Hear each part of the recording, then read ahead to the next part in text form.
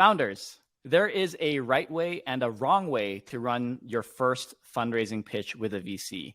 No one teaches you this stuff, but today we are going to talk through the mechanics of what a great first pitch should look like. The big thing here is you're going to base your preparation on a pitch that you're going to do without your deck. That's right, no deck.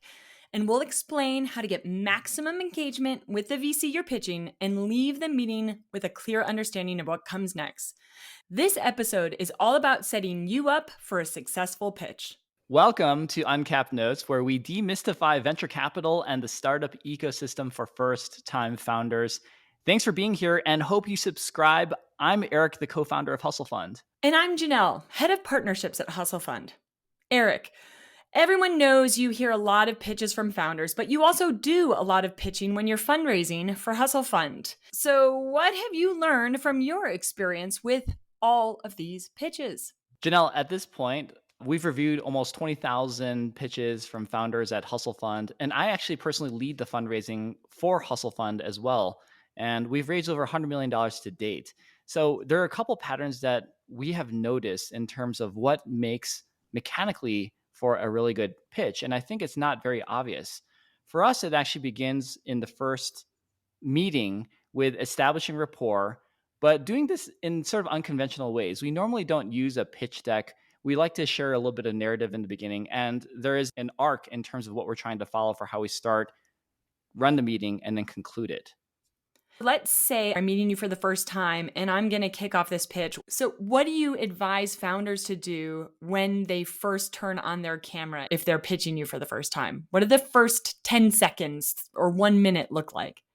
So I like your framing. Let's assume that this is a Zoom pitch. Now, some of these learnings can be applied to in-person pitching as well, but we actually prefer that founders start with Zoom, at least in the first meeting, and subsequent ones could be in person. So there's a couple superpowers that you have when you start with Zoom. The first is we don't think that you need to begin by having a deck open, or even ideally when you're running the pitch, you don't use a deck. It feels much more like an equal power dynamic when you're talking to someone just face to face like this versus standing up virtually to point to a screen and losing people's attention sometimes as they're staring and judging your materials in a pitch deck. So that's first and foremost something that we encourage is start without a deck and ideally try to keep it without a deck. And let's talk about that opener, Janelle. Uncapped Notes is a series produced by Hustle Fund designed for first-time founders. Follow us on socials and don't forget to comment, like, and subscribe.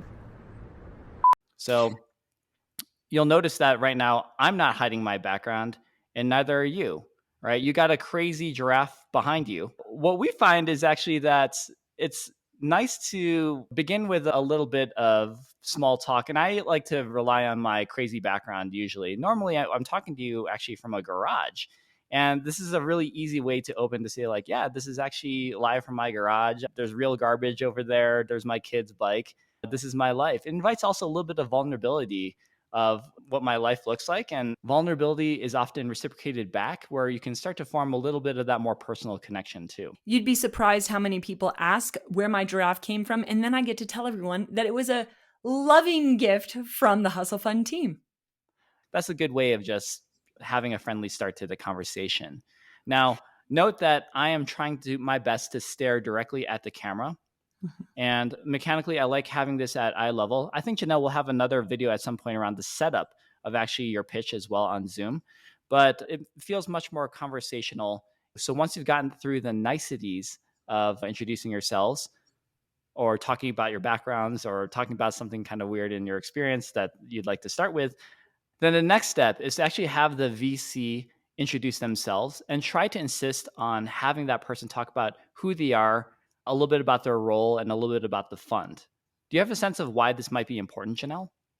Well, if I'm not using a pitch deck, I don't want to be super scripted. I really want, as a founder, to get a sense of their narrative so that I can tailor my pitch to who they are.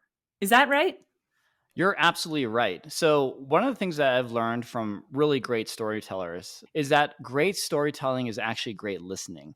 For example, if I hear that Janelle mentions that she was a professional cyclist at one point, which she was, or that she recently did a big deal in the digital health space and she is super passionate about this, these are great data points to take in to actually weave into the narrative of your own pitch. So, Janelle, this is the big reason why I don't like running a first meeting in particular with a pitch deck is that a pitch deck tells a linear story, right? You've created these slides and they just have a very specific order by which you're telling your story.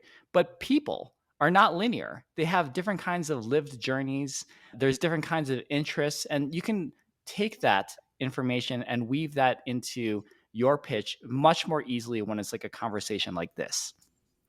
And when you make that eye contact, you can also read reactions. So as you dive into the story of your business and of what you're pitching, you look for the reactions of the VCs. And when they react positively to something, you lean into that. I think this is such an important point that you're making, Janelle. So here's the reason why we love Zoom so much, which is there was a time where Janelle and I would go to a conference room on Sand Hill Road to deliver our pitch, and there'd be a sea of men in Patagonia vests barely paying attention to us. And they're usually dudes, unfortunately. What I like about Zoom is that you actually can have a Brady Bunch style view of every single face and can gauge reactions. So if Janelle said something to me as the VC and she notices that I'm smiling more or nodding my head just subtly like this is actually a good cue for her to perhaps lean more into that story.